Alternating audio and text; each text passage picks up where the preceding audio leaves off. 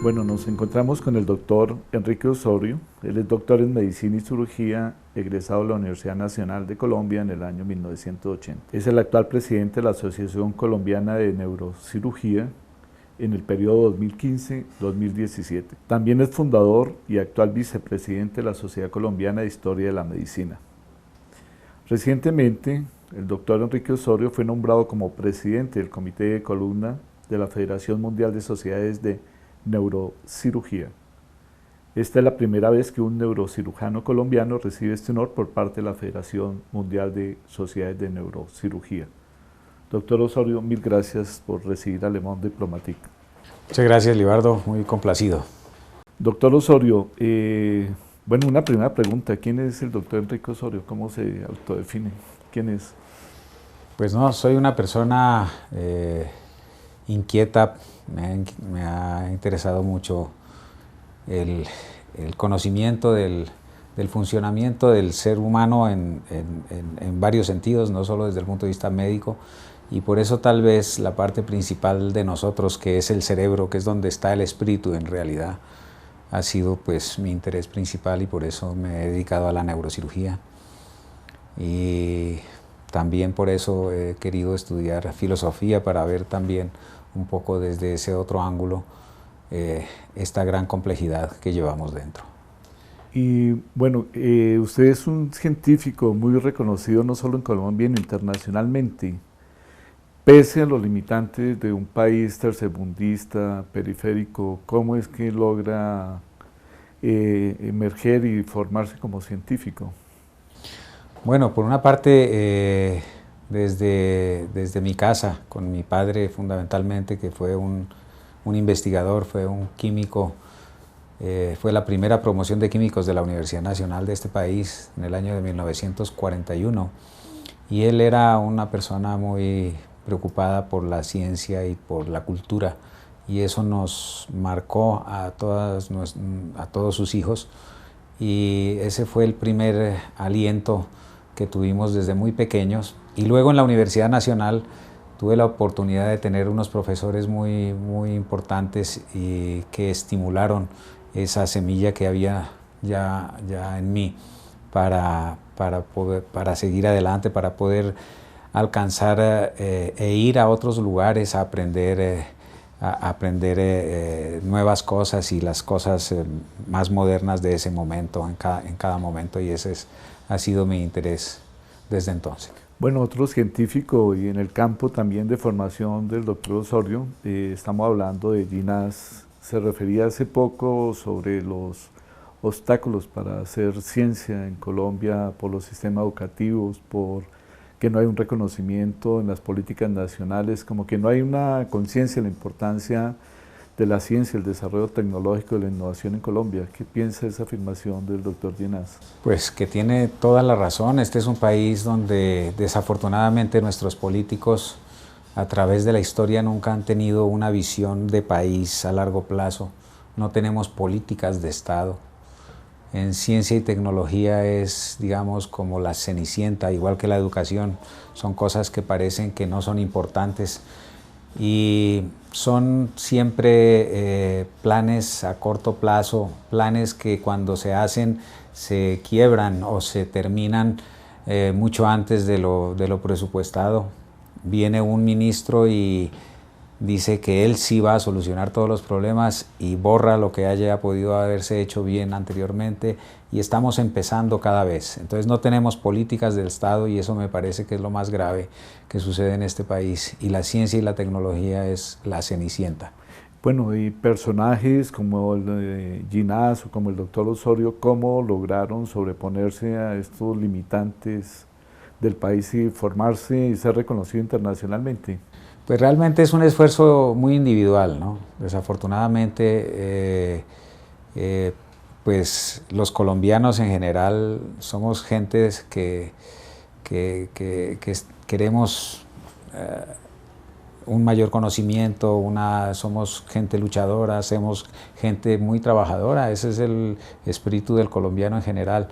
pero desafortunadamente para el aspecto de la ciencia muchos cerebros están por fuera, muy poca gente realmente que hoy en día hace investigación básica está en el país. Por ejemplo, el doctor Patarroyo ha hecho un gran esfuerzo y se ha mantenido teniendo uno de los niveles más importantes en el mundo.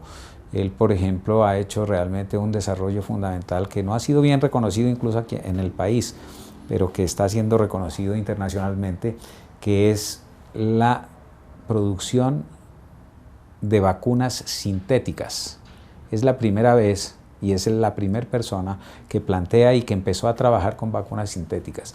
Aunque su vacuna contra la malaria hasta ahora no había tenido un éxito mayor entre el 30 y el 40%, los nuevos avances que ha tenido, que han sido frenados por otras circunstancias muy increíbles en este país, como que no pueden usarse los micos con los cuales trabaja, que son Aotus trivirgatus, por una serie de razones de protección a los animales que realmente no tienen asidero, se ha visto frenado. Pero personas como que hagan investigación básica aquí son muy pocas porque hay grandes limitaciones financieras. La investigación es algo muy costoso. Es algo muy costoso y por eso los gobiernos dicen, entonces mejor eso no, mejor tomamos de otras partes, que ellos gasten el dinero en investigar y después nosotros lo compramos. Resulta que eso resulta al final mucho más costoso y impide el desarrollo. No hay ningún país en el mundo que se haya desarrollado sin investigación. Desde luego, no podemos, y aquí ese es otro fenómeno que se presenta, que hay investigadores que quieren realizar investigaciones en múltiples campos, cada uno tiene un interés y eso es natural. Pero somos un país pequeño, somos un país con pocos recursos, pero no hay unas líneas de investigación que debería apoyar el gobierno como básicas, que serían los referentes para el desarrollo, que es lo que hacen los países para desarrollarse. Aquí es el desorden, nosotros somos gente desordenada, aquí es haga lo que quiera, haga lo que pueda. Este es un país libre, decimos, es un país libre, esto es un desorden, eso no es ninguna libertad, y eso pues nos ha llevado a que permanezcamos en el atraso. Aún así, por todo ese espíritu que hay en este país de la gente de salir adelante, de impulsar el desarrollo y todo eso, aún así trabajamos y podemos llegar a puntos de excelencia y todo en algunas áreas, pero realmente nos falta mucho para tener una solidez a largo plazo. Bueno, el doctor Osorio ha estudiado en Estados Unidos, en Francia, Alemania. ¿Puede uno decir que en su formación científica el apoyo lo ha recibido es más exterior, de universidades extranjeras, que el propio país? Sí, realmente, pues para ir a la Universidad de Harvard tuve el apoyo tuve una beca con la Fundación Fulbright y para Alemania con la DAAD. Ya en Francia fue algo más personal, pero siempre ha sido fundamentalmente con el apoyo personal y con el apoyo en la universidad donde trabajaba. Yo he sido profesor universitario toda la vida hasta ahora. Trabajé 16 años en la Universidad Javeriana, me daban un permiso, pero pues ese era lo único, pero pues no hay un apoyo realmente sólido para que la gente pueda desarrollarse. Bueno, el doctor Osorio es el fundador y actual vicepresidente de la Academia de Historia de la Medicina en Colombia. ¿Cómo sintetizaría esa historia de la medicina? ¿Cuál es la particularidad y por qué es como de los campos más maduros en el desarrollo científico en Colombia y que merece un reconocimiento internacional, tal como ustedes lo nombran hoy en un organismo muy importante en su formación?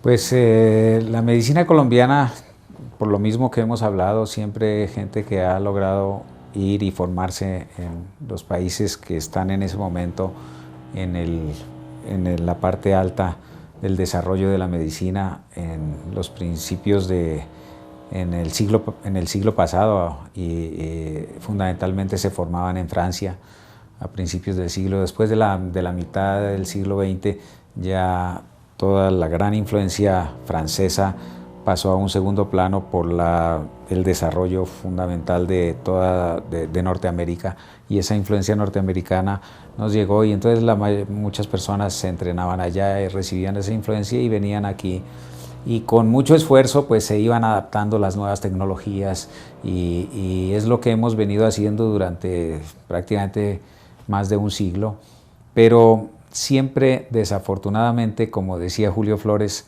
todo nos llega tarde, hasta la muerte.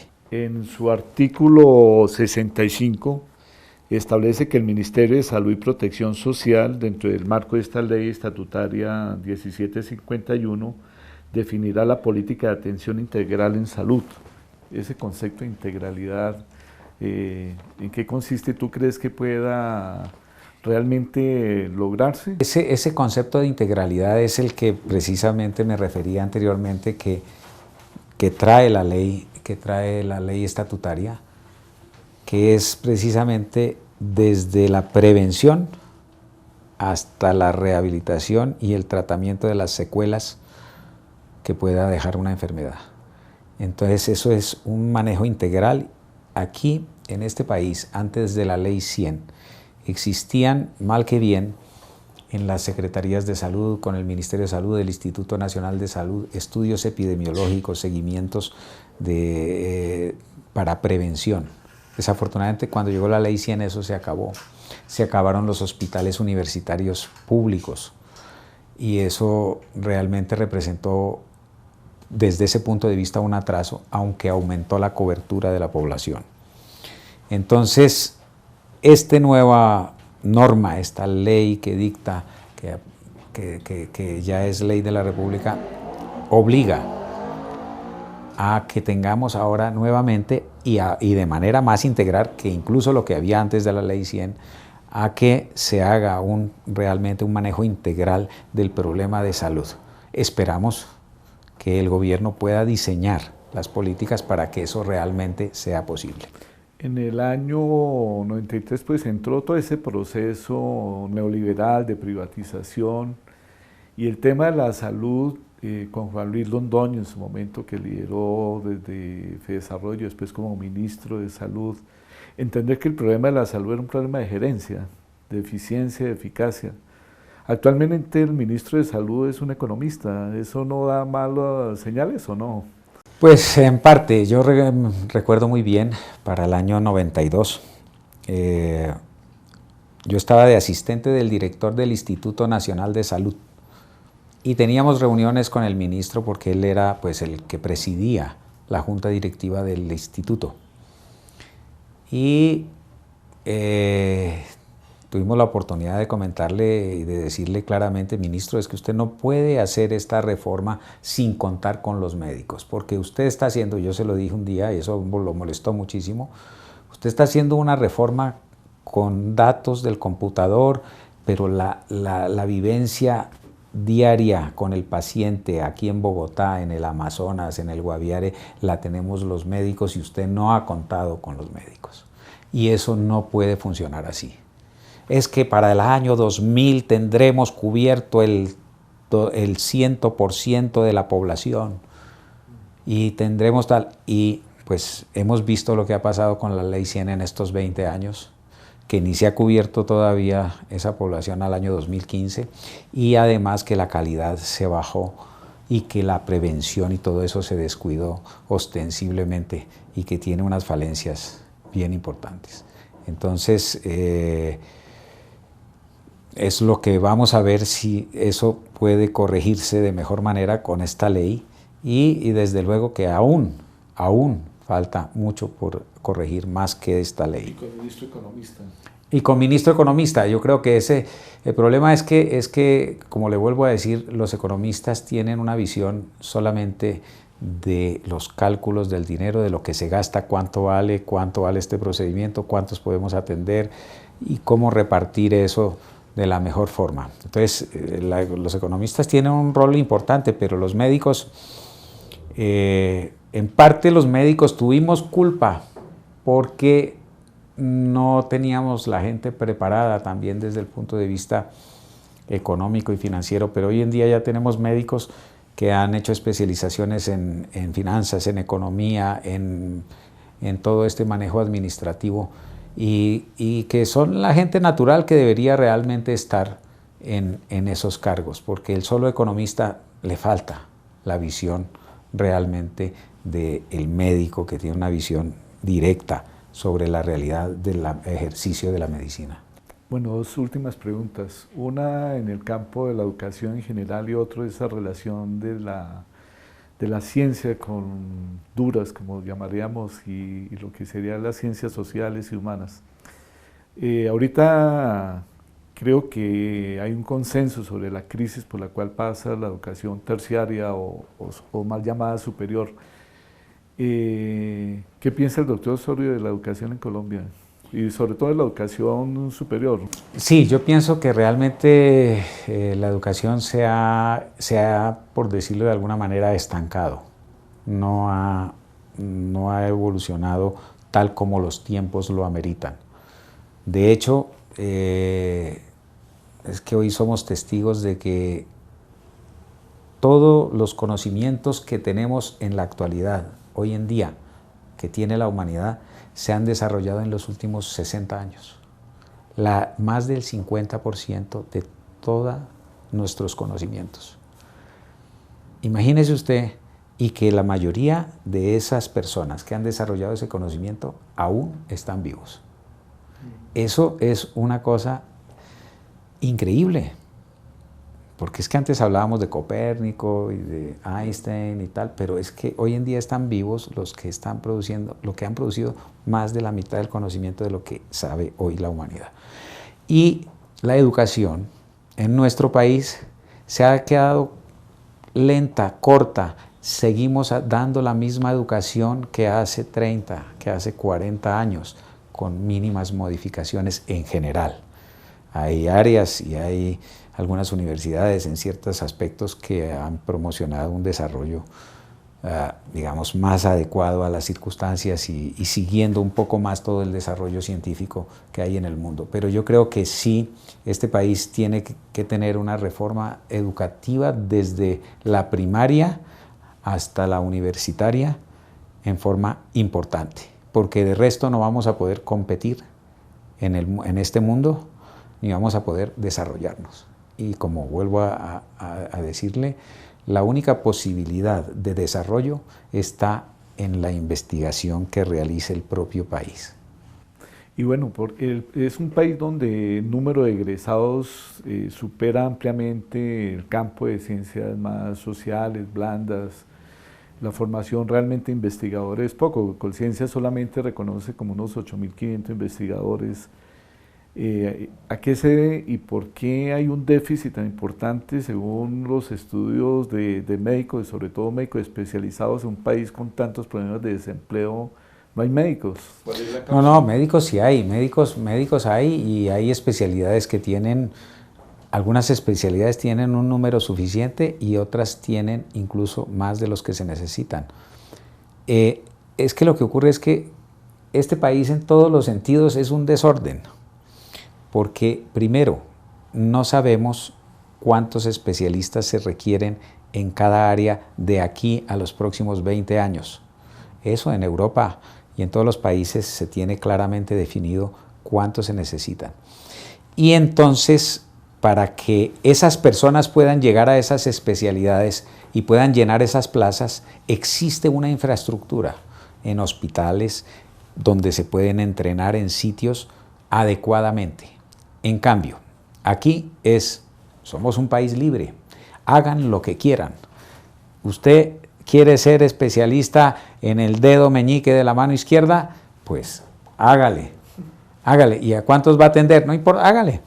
Y en cambio, por ejemplo, faltan áreas como la anestesiología, donde faltan anestesiólogos. Pero entonces acabaron con los hospitales universitarios importantes. La formación hoy en día de los especialistas por ejemplo, en mi área, en neurocirugía, existen varios programas que deberían cerrarse porque no llenan los requerimientos técnicos de una neurocirugía básica y buena. Pero no pasa nada, porque es hágase como pueda. Entonces, ¿y a qué se vio ese cierre de hospitales universitarios y por qué, por ejemplo, la administración actual de Bogotá ha querido abrir el San Juan de Dios? Petro dice que son problemas políticos por los cuales no le dejan abrir. ¿Qué pasa con los...? Pues lo que pasó con los hospitales universitarios es que pues, la Ley 100 entregó a empresas privadas todo el dinero de la salud y lo que daba para hospitales públicos que tenían varios de ellos problemas financieros, a veces por mal manejo y porque no se sabían manejar, pero que se podrían haber corregido con buenos administradores, etcétera. Sin embargo, la opción fue que como esa plata se terminó, entonces los hospitales públicos fueron desapareciendo por falta de insumos, por falta de dinero, simplemente. Entonces se acabaron en todo el país. Es que fíjese que todos los hospitales públicos, casi que no hay un hospital todavía importante. Imagínense el Hospital San Juan de Dios, de 450 años de existencia, el más antiguo del país, el más importante, fue uno de los más importantes en América Latina, fue cerrado y a nadie le importó. Eso no sucede en un país decente. Eso es como si fuéramos a cerrar la Salpêtrière en París. Eso nunca sucedería. Eso no lo dejarían. Pero aquí todo puede suceder, pero es por esa razón. Y esta ley estatutaria, la que se acaba de aprobar este año, lo que plantea el doctor Osorio, ¿tú crees que el sector privado se va a dejar quitar tan buen negocio que es la salud para el sector privado? Pues hasta ahora no se lo ha dejado quitar y con esta ley tampoco porque no cambian, digamos, cambian algunas cosas, pero aún persiste ese modelo. Bueno. Cerramos con un poco esa relación de, aparte de usted ser un gran científico reconocido, de gustarle la historia, la filosofía, que es otro campo de su interés. En esos últimos 60 años que tú dices que ha revolucionado totalmente el conocimiento en el mundo, lo que uno mira es que hay muchos aportes de disciplinas como la neurociencia, la genética conductual, la biología evolucionista, y que realmente los filósofos no le han podido seguir totalmente el ritmo de este desarrollo de las ciencias duras. ¿Cuál es la comprensión que tienen actualmente sobre el ser humano y la especie humana de estas nuevas ciencias? Pues realmente, pues la filosofía, yo creo que tú que eres filósofo sabes mejor que yo, surgió para buscar explicar tantas incógnitas que ha tenido el hombre, desde explicarlo incluso todo, desde toda la cosmología y realmente todo eso, pero la ciencia ha venido, digamos que quitándole el terreno a la filosofía, porque ha venido demostrando con su método científico, cómo es que funciona la naturaleza, cómo es que nos asentamos en la naturaleza. Pero por otra parte yo creo que la filosofía no desaparece ni va a desaparecer, porque tiene un lugar, pero que no es ese total de comprenderlo todo, sino en una parte yo creo que en relación con lo que, como seres conscientes, como seres racionales que somos dentro de la naturaleza, que somos hasta ahora los únicos encontrados, o los únicos a los cuales nos hemos encontrado, esa interrelación durante toda nuestra historia, durante nuestra evolución, esa interacción cultural, nos ha hecho desarrollar factores éticos, factores de tipo social muy importantes, donde la filosofía creo que tiene un rol y un papel muy importante y que no puede aislarse solamente, pues no puede descartarse y solo puede explicarse todo con la ciencia. Pero digamos, estos desarrollos de la ciencia, ¿cómo ha transformado la mirada sobre el ser humano y sobre el futuro de esta humanidad? Pues la ha transformado muchísimo, primero en razón de explicarnos que realmente somos parte apenas de un universo de un universo natural, y que dentro de eso, pues la ciencia lo que ha quitado es los dioses que explicaban anteriormente lo que no se podía explicar. Hoy en día no necesitamos a los dioses para explicarnos por qué estamos aquí y por qué vivimos de esta manera, por qué funcionamos de esta manera. Entonces eso la ciencia sí ha venido develando eso con absoluta claridad. Cada vez tenemos más y más conocimiento de cómo ha sido el desarrollo de todo el universo y de nosotros como seres humanos. Pero como le vuelvo a decir, ya ese interactuar cultural entre los hombres y social hace que tengamos unos aspectos por la misma racionalidad que tenemos que buscarle, digamos, no otras explicaciones, sino más bien buscarle, tenemos que en su desarrollo tener esa otra mano, otra mirada diferente que nos ayude a no solo a comprender, sino a convivir pues, a tener una mejor sí, comprensión de nosotros mismos. Bueno, esta es una especie que en la evolución de la naturaleza relativamente de reciente aparición. Claro. En todo lo que es la historia del universo y de la Tierra misma. Y hoy hay alertas de que es una especie que ha sometido a un estrés su medio natural, y hay riesgos por todas las condiciones, no solamente políticas, sociales, sino el impacto ambiental, de que es una especie que igualmente podría desaparecer, como muchas otras que han emergido, desaparecido, y casi que historiadores desde el campo del psicoanálisis, como Jung, alertan que la única posibilidad que tiene el ser humano es la conciencia. Pero es curioso que ahí hay una paradoja: la conciencia se vuelve el fin, pero es el medio para desarrollar la conciencia. Es fin y medio. El doctor Osorio ha estado investigando todo este tema de relación del cerebro, la mente y la conciencia humana. Entonces quisiera como que más allá de la razón, que es la que ha hecho mucho énfasis usted, que caracteriza al ser humano, y creo que psicoanalistas como Freud dijeron, bueno, eso de que sea un ser racional 100% es dudoso. Y hay un nuevo paradigma que es más el de la conciencia como un ser holístico, integral, que involucra sus sentimientos, que es cuerpo. ¿Qué nos puede decir sobre el avance en la investigación sobre la conciencia? ¿Y es esperanzador el futuro de la especie humana, o cómo lo miras? Bueno, yo desde mi punto de vista veo que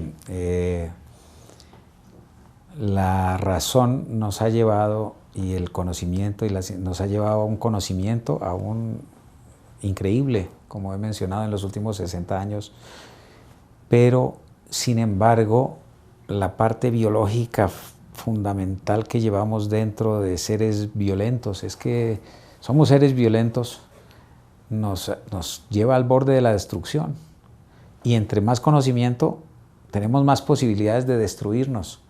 Tenemos armas nucleares que pueden destruir muchas veces hoy en día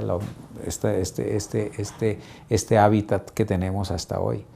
No hemos logrado la razón, la conciencia, y la conciencia que tenemos hoy en día de que tenemos que sobrevivir como especie, incluso no ha logrado eso, contener esos seres,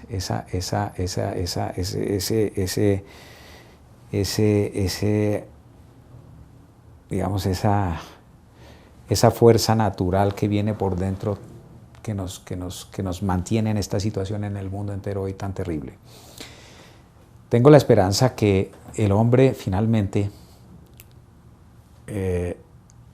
teniendo todo el conocimiento que hay, sabiendo que estamos destruyendo nuestro planeta, y que la única posibilidad es que realmente si no ponemos atención a eso, y si no cambiamos las políticas de las grandes potencias, que son las que en cada momento van dominando la Tierra y van haciendo que sus políticas puedan arrasar con países enteros, puedan mantener en la miseria a otros tantos y no permitan su desarrollo. Eso, hasta que eso no cambie, la posibilidad de destrucción va a ser muy grande.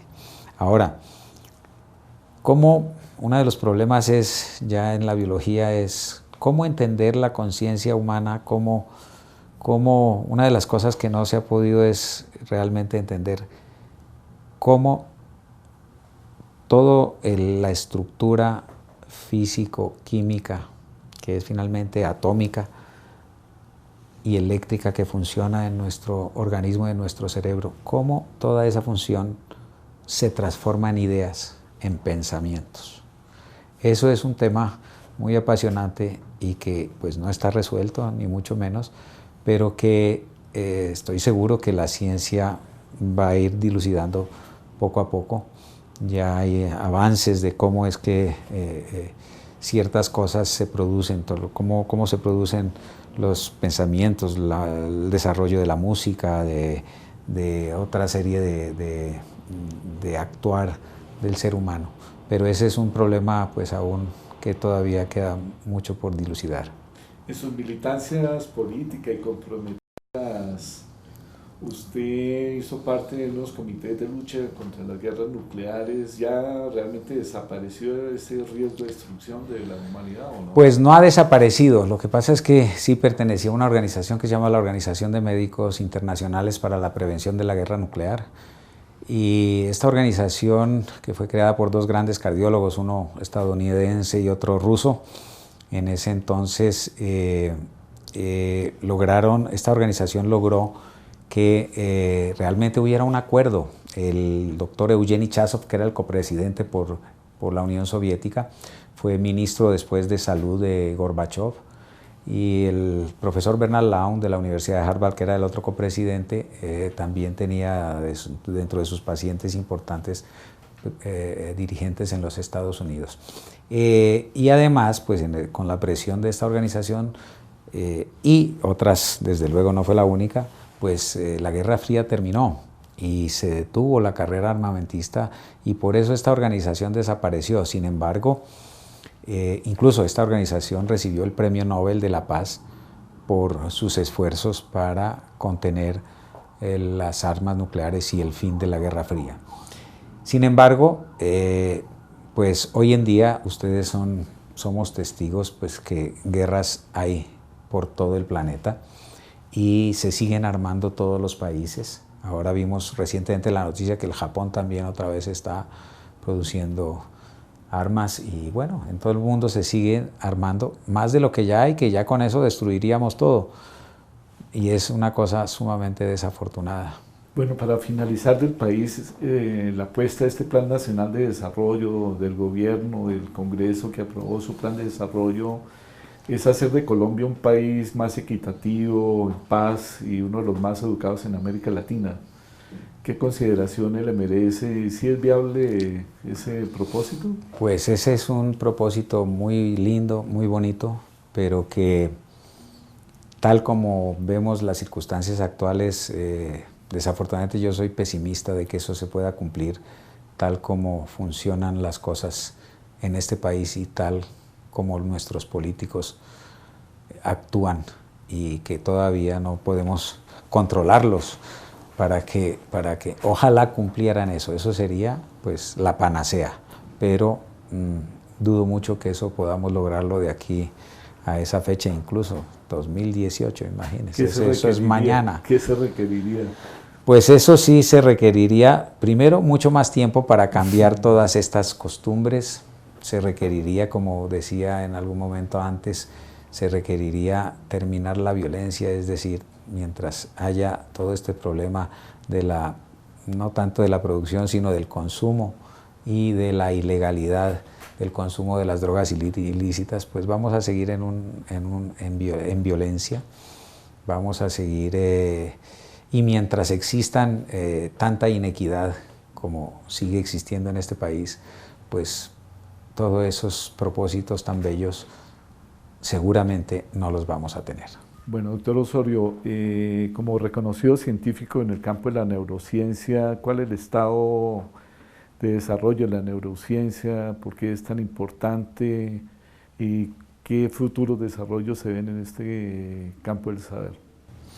Bueno, las neurociencias pues son realmente un área sumamente grande que tiene que ver no solamente con el funcionamiento, digamos, desde el punto de vista únicamente del cerebro como tal, sino su interrelación con todos los otros sistemas como el sistema inmunológico, etcétera. Entonces, por eso se está trabajando mucho en resolver enfermedades que todavía no se resuelven, enfermedades degenerativas como la esclerosis lateral amiotrófico, el Parkinson, en fin, una serie de enfermedades que no hay cura hasta el momento. Se está trabajando mucho en poder determinar, digamos, estructuras moleculares donde poder actuar, por ejemplo, en el caso del Alzheimer, que se produce una proteína anómala que lleva a causar la degeneración de ciertas neuronas y por lo tanto se produce el Alzheimer. Entonces se está buscando cómo lograr bloquear esa formación de esas estructuras proteicas en ciertos puntos. Y por otra parte se está trabajando mucho con células madre, porque hay varias enfermedades como el Parkinson, como la esclerosis lateral amiotrófica, donde se atrofian, se dañan ciertos grupos neuronales, o en el trauma, que se dañan áreas del cerebro o áreas de la médula espinal. Y esa parte del desarrollo de todas las células madre va a tener un futuro a mediano plazo muy importante para resolver estos problemas. Entonces se está trabajando desde varios campos, desde el campo de la física y de la química a nivel molecular, y por otra parte también con la parte biológica de las células madre, y de otra parte, digamos, fundamentalmente eso. En el tema del Alzheimer, el científico Ginás ha avanzado bastante, digamos, de la cura o del conocimiento, pero eso quiere decir que toda esta investigación requiere hacerse en laboratorios, universidades externas. Aquí en Colombia es muy difícil. Pues vea usted que, claro, ahí se necesita una infraestructura muy importante de laboratorio, por un lado. Pero, por ejemplo, aquí se está haciendo una investigación en Alzheimer, que me pregunta usted, muy importante. Hay un colega amigo mío que conocí en Harvard y lo traje aquí por primera vez, que se llama el profesor Kenneth Kozik. Entonces, profesor de la Universidad de Harvard, hoy en día director del Instituto de Neurociencias de la Universidad de California en Santa Bárbara. Y él vino aquí y se ha contactado y ha empezado a trabajar en Antioquia con un neurólogo muy importante, y porque aquí en un pueblo de Antioquia se ha detectado la mayor cantidad de Alzheimer familiar en el mundo. Es un núcleo muy cerrado endogámico, y que han desarrollado Alzheimer familiar una gran cantidad de personas. Sí. Y entonces han venido estudiando estas familias desde hace ya varios años, y tienen un trabajo conjunto entre la Universidad de Antioquia y este instituto en los Estados Unidos, y están, como le decía antes, están buscando en dos puntos de la formación de la proteína anómala bloquearlo. Y entonces están desarrollando todo un trabajo desde hace varios años. El problema es que eso no se resuelve de la noche a la mañana y es muy complejo, pero que tiene muchas posibilidades de ser de representar una solución a este problema. Entonces, hay, como le digo aquí, grupos de investigación en el país que con mucho esfuerzo, y muchos también aliados con institutos en el exterior, que están desarrollando trabajos importantes en varias áreas. Dos preguntas personales para terminar. ¿Cuál es el libro que más quieres y que hayas leído en tu vida? Bueno, sé que habrá muchos, pero... Bueno, son varios, pero a mí me marcó mucho Crimen y Castigo, de Dostoyevsky. ¿Y una frase o máxima que defina al doctor Osorio o que te guste mucho? ¿Cuál podrías recordar? No, un ser sencillo, luchador y con deseos de conocer más cada vez nuestro funcionamiento y nuestro andar por este mundo. Muchísimas gracias, doctor Osorio. A usted muy amable. Muchas gracias. Muchas gracias. Muy amable.